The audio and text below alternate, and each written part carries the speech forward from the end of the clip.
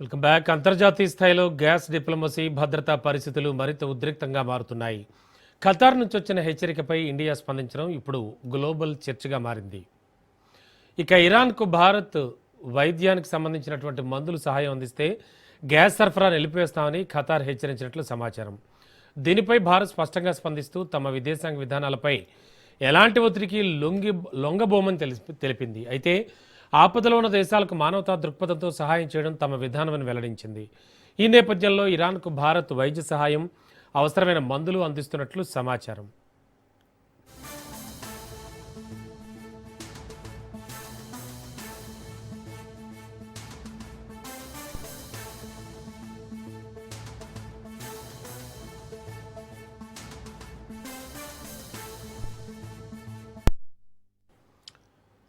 ఇదిలా ఉంటే Iran Qatar మధ్య ఉద్రిక్తతలు కూడా తీవ్రరూపం దాలుస్తున్నాయి. మార్చి 18, 19 తేదీల్లో ఇరాన్ ఖతార్లోని కీలక గ్యాస్ కేంద్రమైన రస్ అల్ ఇండస్ట్రీ సిటీపై క్షిపణి దాడులు జరిపినట్లు నివేదికలు సూచిస్తున్నాయి. ఈ దాడుల్లో సహజవాయు ఉత్పత్తి కేంద్రాలు దెబ్బతిని భారీ అగ్ని ప్రమాదాలు సంభవించాయి. దీంతో ఖతార్ ఎల్ఎన్జీ ఉత్పత్తిలో సుమారు 17% సామర్థ్యం దెబ్బతిన్నట్లు అంచనా. ఈ ప్రభావం 3 నుంచి 5 సంవత్సరాల పాటు కొనసాగవచ్చని నిపుణులు భావిస్తున్నారు.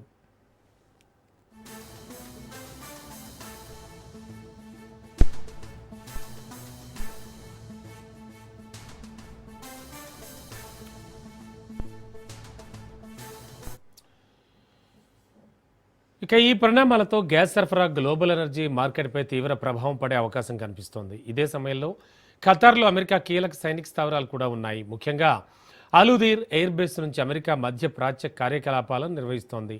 ఈ ప్రాంతాల్లో పెరుగుతున్న ఉద్రిక్తతలు అమెరికా వ్యూహాత్మక చర్యలపై కూడా ప్రభావం చూపే అవకాశం కనబడుతోంది.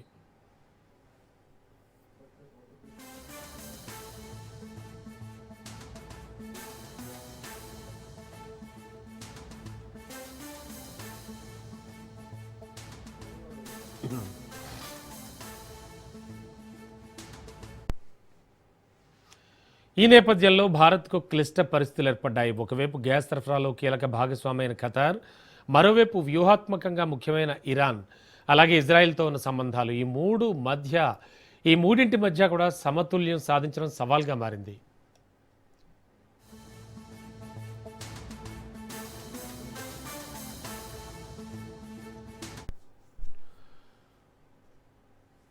ఇక ప్రధాని నరేంద్ర మోడీ దిశానిర్దేశంలో విదేశాంగ మంత్రి జయశంకర్ యూరోప్ దేశాలతో సమావేశాలు నిర్వహిస్తూ భారత్ వైఖరిని వివరించడం జరుగుతోంది. ప్రస్తుతం మారుతున్న గ్లోబల్ పరిస్థితుల్లో భారత్ తన ఇంధన భద్రతను కాపాడుకుంటూనే మానవతా సహాయం మరియు వ్యూహాత్మక సంబంధాలను సమతుల్యం చేయాల్సిన కీలక దశలో అయితే ఉంది. ఓవరాల్గా అసలు ఏం జరగబోతోంది భారత్లో, అంటే ముఖ్యంగా మన భారత్కి సంబంధించి చాలా గడ్డు పరిస్థితులు ఎదుర్కోబోతున్నామా?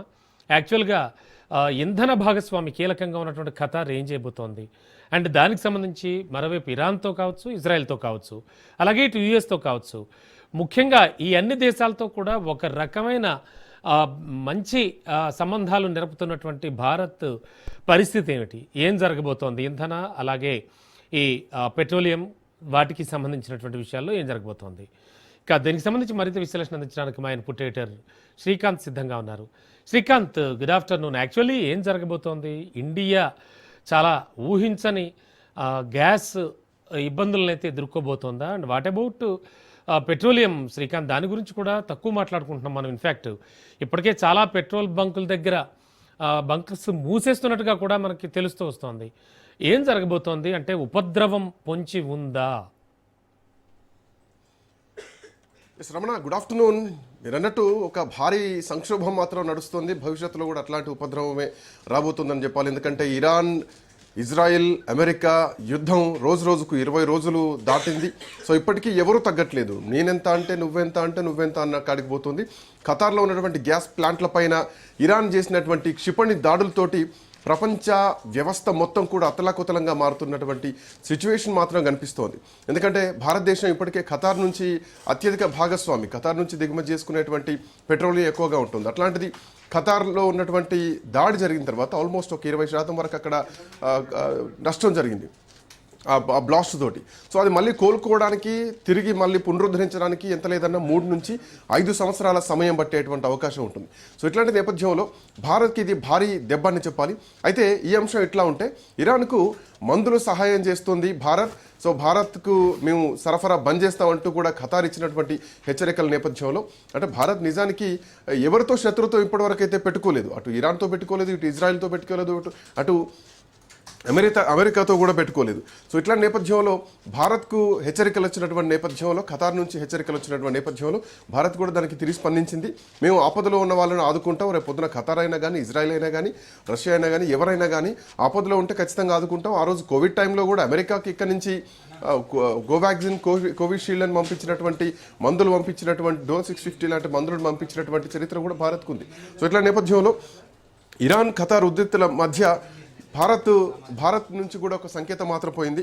సో ఇట్లా అంటే ఏదైతే విదేశాంగ విధానాలు ఉంటాయో వాటిని మేము ఖచ్చితంగా ఫాలో అవుతాం, మేము శత్రువులం కాదంటూ కూడా భారత్ నుంచి ఒక సమాధానం మాత్రం వెళ్ళింది.